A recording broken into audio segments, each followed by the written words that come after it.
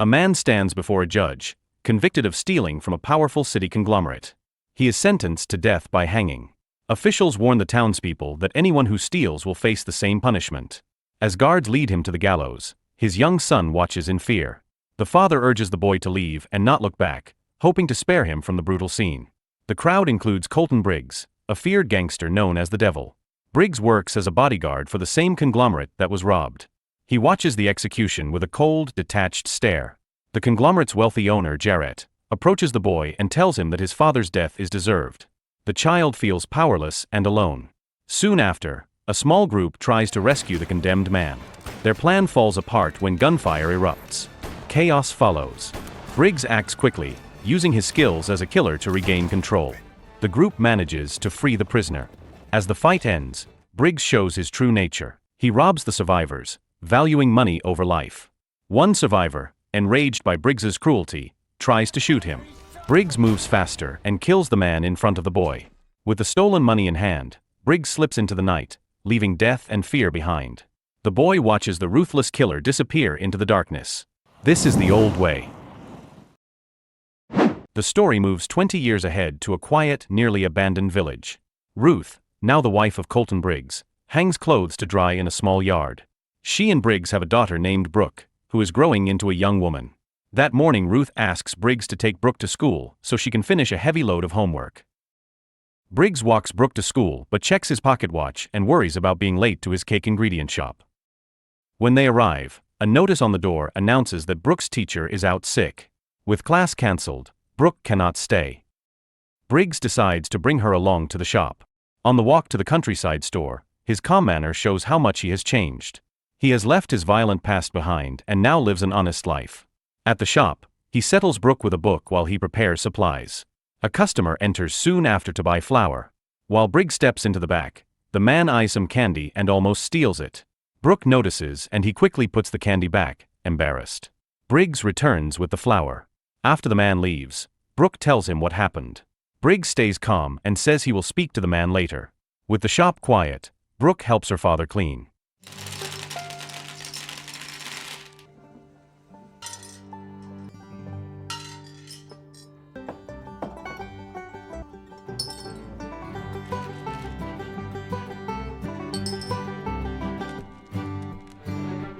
The scene then shifts to their home. Ruth works in the yard as a stranger named James approaches with several companions. He claims they are lost and asks for directions to town. Ruth points the way and says it is about a 30-minute walk. As the group turns to leave, they attack without warning. It's about a half-hour's walk up the road, and they've got hotels and saloons and a hot bathhouse with a brand new shower. Man, sure been gone a long time if you just walking your daughter to school and back.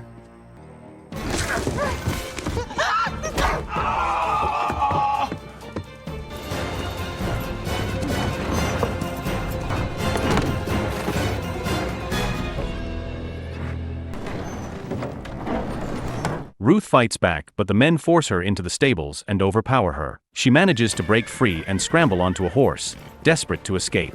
Before she can ride away, James fires his gun and the horse collapses. His accomplices close in, beat her until she can no longer fight, then drag her to their hideout and lock her inside. James then reveals his motive.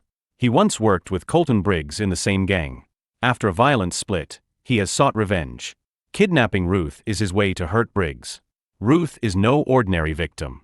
Among criminals, she is known as the Sleeping Devil's wife, feared for her own ruthless streak. As James boasts about his plan, Ruth warns him that underestimating her is a serious mistake. Meanwhile, Briggs and Brooke finish their day at the shop. They return home to find security officers surrounding the house, led by Chief Sheriff Eustace. Briggs is surprised by their presence. Eustace notes that the house is empty and asks about Ruth. Briggs explains she should be there. Eustace soon realizes who Briggs is, the infamous devil once known for merciless violence. Briggs asks to speak privately, away from Brooke. Eustace then delivers the news that a group of unknown attackers has killed Ruth. Shaken, Briggs begins to dig a grave as night falls. Eustace stays nearby and tries to talk with Brooke, perhaps to distract her, but she remains silent and shows no emotion. Eustace shares details of Briggs's past, describing him as a fearless killer. Brooke listens, surprised because she has never seen her father act violently or even handle a weapon. Looking at Briggs, Eustace suggests he might have changed. He promises to find the killers and urges Briggs to leave the case to the authorities and care for his daughter. Briggs doubts the police will succeed. His expression makes it clear he intends to handle the matter himself. After offering his advice, Eustace and the officers depart, leaving father and daughter in the quiet darkness. When they are gone, Briggs remains in the stable, consumed by grief and anger over his wife's murder. Memories of their life together flash through his mind, and a threatening message on the wall deepens his suspicion and fear. Convinced the local authorities will fail, he decides to act on his own. Back at the house, he searches for clues, determined to find the killers. In a dark moment, he even thinks of ending his daughter's life to spare her from the violence ahead. Seeing Brooke's face stops him. He cannot harm her. Instead, he tells her to get ready to leave. That night, he sets fire to the house and stables to keep the attackers from returning. With Brooke beside him, he walks away from everything they knew. The next morning, Brooke asks why they left. Briggs explains they are on a mission to find the people who killed her mother. Once they succeed, they will build a new life elsewhere. They rest by a river, where Brooke shifts uncomfortably in the pants her father gave her. Briggs tells her she must stay strong. Their quiet moment ends when they hear a fight nearby. Sheriff Eustace and his companion are under attack by James's men on a hill.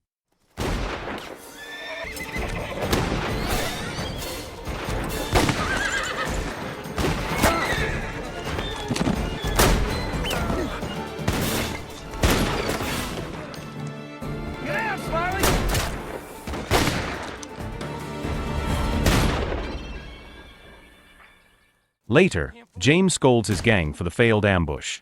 He had ordered them to target only Briggs and warns that attacking the sheriff will bring unwanted attention, so they must stay hidden and avoid further conflict.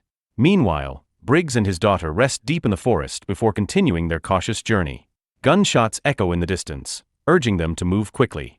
As they travel, Briggs senses someone approaching. He tells Brooke to cry as a distraction. She admits she has never cried and does not know how. Briggs shows her how to force tears until she can do it on her own. When a man passes, Brooke cries convincingly, drawing his attention. Briggs uses the moment to aim his gun at him. The stranger is a friend of Sheriff Eustace who was wounded by James's men. He shares where his companions are hiding. Briggs heats a knife to remove the bullet from the man's hand. Wait, no, James McAllister. I will kill you, you son of a bitch! After treating the wound, he demands to know who killed his wife. The sheriff confirms the killers are heading to town. Briggs gathers the sheriff's weapons and horses, then leaves with Brooke. Elsewhere, James and his crew reach town with stolen money. They dig up hidden cash in a barn and plan to divide it after killing Briggs. With the loot secured, James spends time with women while a guard watches the entrance. Later that night, Briggs and Brooke rest by a bonfire. The cool breeze surrounds them as he reflects on his past. He admits he could not cry as a child and that his mother once said he did not cry even at birth. He wonders if Brooke inherited the same hardness. Brooke listens and finally explains her own silence. When her mother died, it felt as if part of her died as well. The pain was so deep she could not feel anything at all. The next morning, one of James's men, assigned to guard duty, oversleeps and rushes to the inn. James is furious. Instead of hearing excuses, he scolds the man for neglecting his post and breaks his finger as punishment. Snuck in, got us, like you said. No, I would have seen him. Oh, yeah! Elsewhere, Briggs teaches Brooke how to shoot. Don't pull. Squeeze with your whole hand.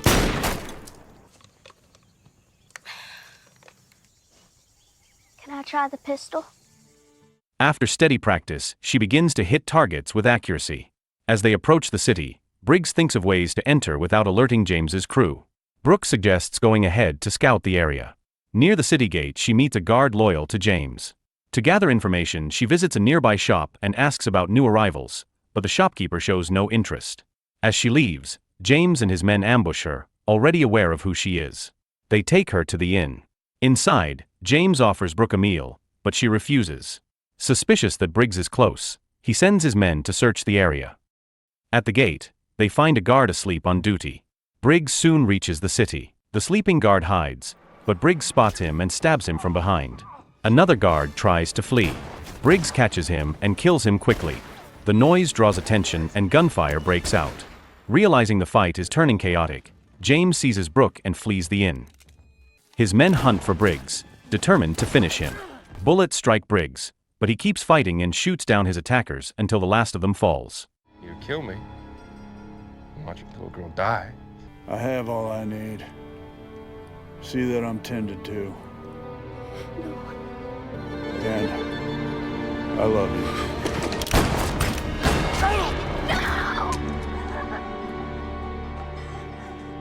I did it! Wounded and fading, Briggs collapses to the ground. He looks up at James and demands to know his true identity. James reveals he is the son of a man Briggs killed 20 years earlier. Briggs, stunned, asks why James murdered his wife instead of killing him outright. James replies that he wanted Briggs to feel the same loss he once suffered. Before James can finish his plan, Brooke picks up a gun and fatally shoots him.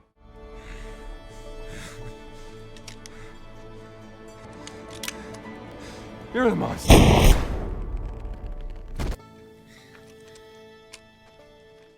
As he dies, James whispers that Brooke is the real devil. Briggs, near death, hands his pocket watch to Brooke and tells her to keep it safe.